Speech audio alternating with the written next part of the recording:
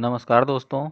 आज हम देखेंगे कि शिक्षा के औपचारिक अभिकरण के रूप में फॉर्मल एजेंसी के रूप में विद्यालय क्या है, उसकी क्या विशेषताएं हैं, उसकी क्या परिभाषा है, विद्यालय के क्या कार्य हैं, विद्यालय का क्या महत्व है तथा विद्यालय की क्या आवश्यकता है। यदि हम विद्यालय की बात करते हैं तो विद्यालय दो शब्दों विद्या और आलय से मिलकर बना है, जिसका तात्पर्य होता है ऐसा स्थान जहां पर शिक्षा का आदान प्रदान किया जा सके।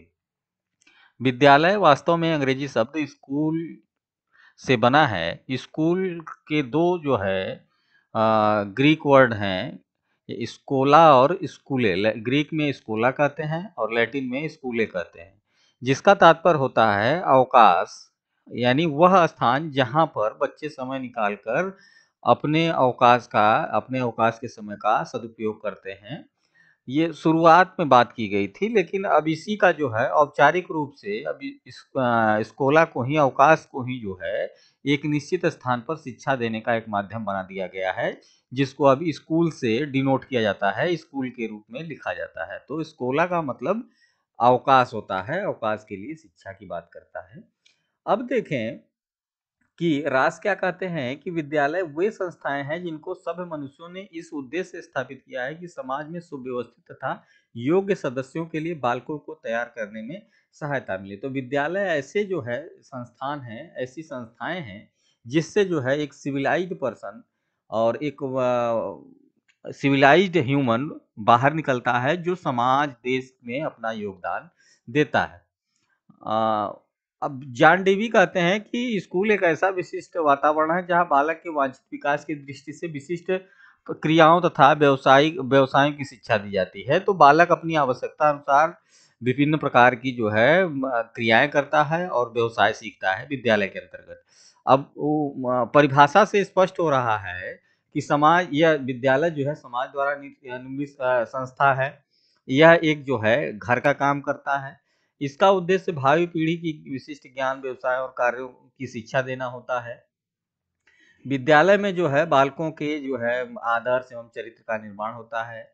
विद्यालय वास्तव में शिक्षा का मंदिर है। विद्यालय ईंट का मकान न होकर एक वातावरण है जिसकी अपनी निश्चित संस्कृति और व्यवस्था होती है।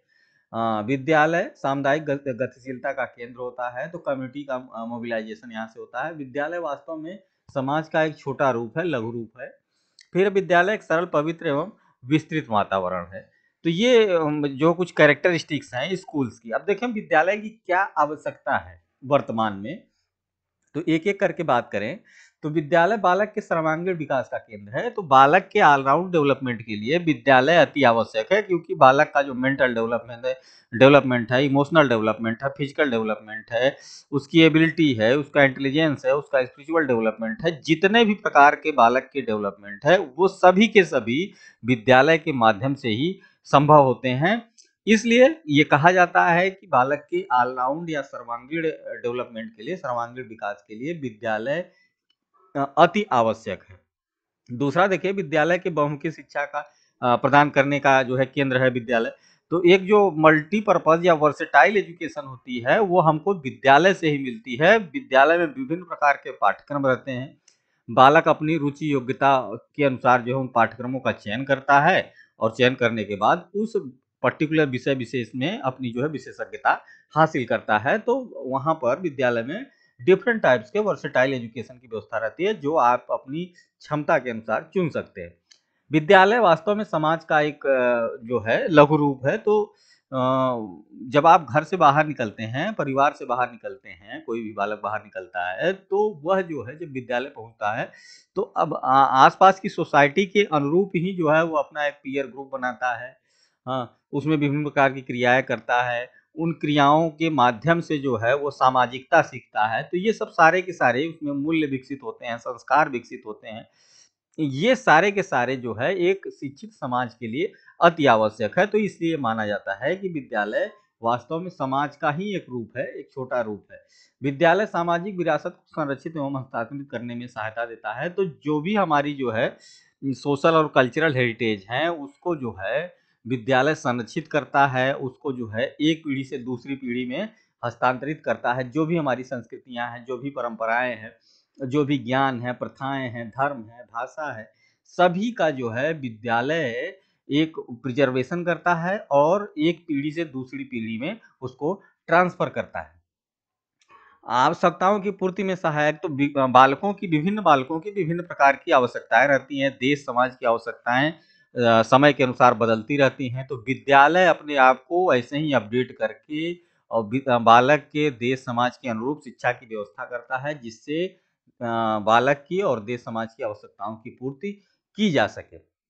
अब देखें विद्यालय का क्या महत्व है शिक्षा के क्षेत्र में, तो विद्यालय पारिवारिक जीवन एवं वातावरण के मध्य सामंजस्य स्थापित करता है। तो जो आपका जो है पर्सनल लाइफ है और जो है जो बाहर का वातावरण है उसके बीच एक हार्मोनी डेवलप करने का काम विद्यालय करता है। विद्यालय भावी आवश्यकताओं को ध्यान में रखकर बालकों को तैयार करता है जो समाज और राष्ट्र के विकास के लिए महत्वपूर्ण होते हैं। तो विद्यालय का मुख्य काम भविष्य के लिए जो है रिसोर्सेस संसाधन विकसित करना होता है कि आज जो है विद्यालय में जो आप पढ़ रहे हैं उसका भविष्य में क्या यूज होगा। तो इस प्रकार से वो बालकों को तैयार करता है ताकि भविष्य में उसकी प्रदान की गई शिक्षा बालकों के लिए उपयोगी हो। फिर विद्यालय शिक्षा बालक के दृष्टिकोण को व्यापक बनाती है। तो जो आपका एक एटीट्यूड होता है, जो एक आउटलुक होता है, जो एक विजडम होती है, वो विद्यालय में जाने के बाद ही डेवलप होती है, जिससे आप जो है आपके सोचने का दायरा बढ़ जाता है। फिर है बालक के प्रगति एवं विकास के लिए उपयुक्त वातावरण प्रदान करने में महत्वपूर्ण है। तो जो भी बालक का डेवलपमेंट हो रहा है, उसके जो है डेवलपमेंट के लिए जो वातावरण की आवश्यकता होती है, वो विद्यालय ही बना कर देता है।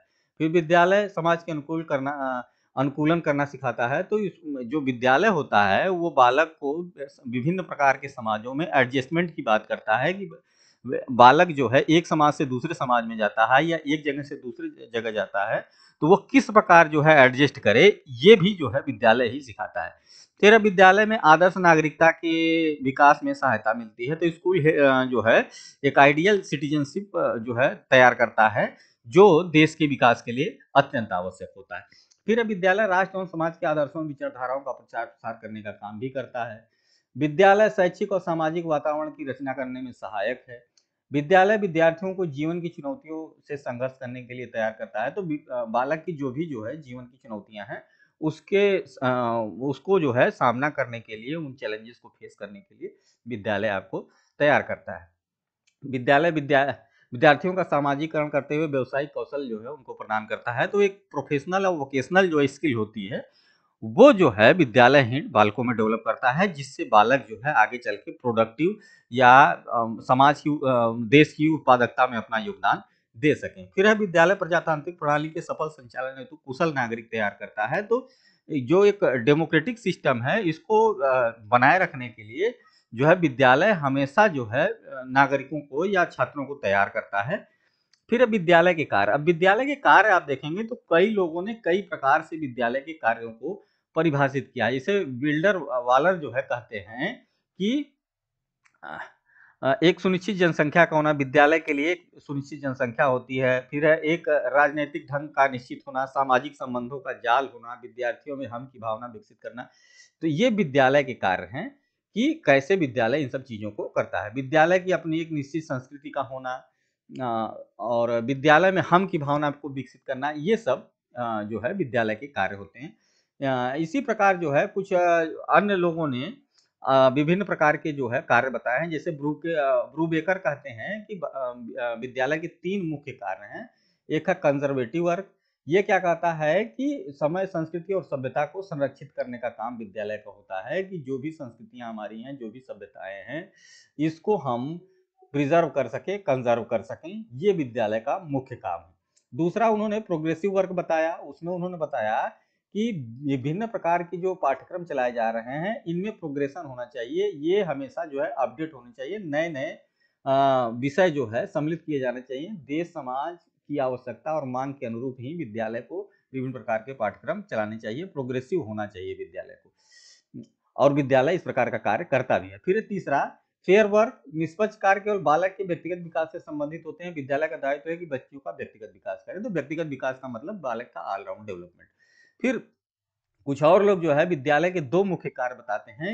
एक है औपचारिक फंक्शन या फॉर्मल वर्क जो होता है, तो इसमें क्या होता है कि विद्यालय बालक के जो चिंतन है, निर्णय है, तर्क शक्ति है, इसको जो है विकसित करना और देश और समाज और राष्ट्र के लिए कुशल नागरिक तैयार करना विद्यालय का मुख्य कार्य होता है। इसके अंतर्गत बालक में बौद्धिक शक्तियों का विकास करना चाहिए, बालक का चारित्रिक विकास, नागरिकता के गुणों का प्रशिक्षण उसमें दिया जाए, मानव बनाने अर्थात मानवता का विकास किया जाए, राष्ट्रीय विकास में सहायता दी जाए, व्यवसायिक कुशलता का विकास किया जाए बालकों का, फिर जीविकोपार्जन हेतु बालक को तैयार किया जाए, फिर है सांस्कृतिक संरक्षण का विकास किया जाए।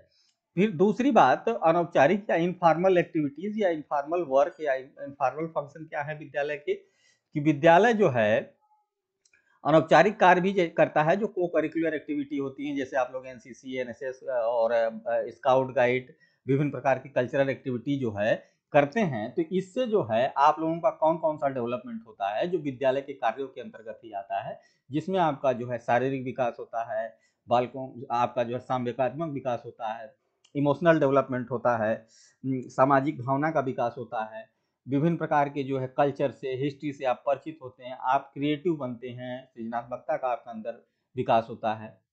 कुछ और कार्य हैं, जैसे विद्यालय के जो सामान्य कार्य होते हैं कि बालक का शारीरिक विकास, मानसिक विकास, भावनात्मक विकास, चारित्रिक विकास, औद्योगिक विकास, नागरिकता के गुणों का प्रशिक्षण, ये सब के सब कार्य जो है विद्यालय करता है। बालक का भाषागत विकास, वातावरण के साथ समायोजन का विकास, राष्ट्रीय एकता की भावना विकसित करने के लिए शिक्षा जो है कार्य करती है, विद्यालय कार्य करता है। फिर आध्यात्मिक विकास बालक का, उसके लिए विद्यालय किस प्रकार काम करता है। फिर है विश्व बंधुत्वता का विकास जो है, ये विद्यालय के कार्यों के अंतर्गत आते हैं। तो ये कुछ कार्य हैं जो विद्यालय अपने माध्यम से बालकों में विकसित करता है। कि अब आगे हम लोग देखेंगे कि समाज और राज्य किस प्रकार से शिक्षा को प्रभावित करते हैं, या शिक्षा के लिए समाज और राज्य किस प्रकार जो है अपनी जिम्मेदारी तय करते हैं। Thank you.